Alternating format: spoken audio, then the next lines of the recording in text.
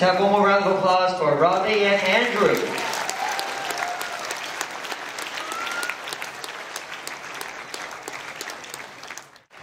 And our new U.S. national champion, winning $500 in a trip to Worlds, with an average of 9.55 seconds and a 6.15 single solve for a new North American record, is Andrew Ricci.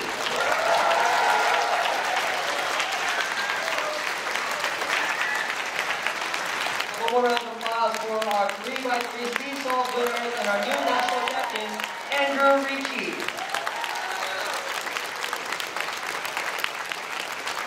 How's it feel tonight? Oh, not only win, but get like 4th in the world.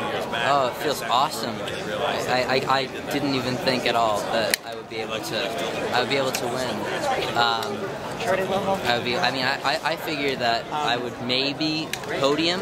When you got that record, like near record-breaking single, how did that make you like more stressed out or less stressed out? Oh, much less. I knew that like even if I didn't win, it would still be, you know, a really good record, and that was really all I cared about. So do you think that helped you do well in the rest of your solves? Well, I only had one solve after that, so it was not a big deal.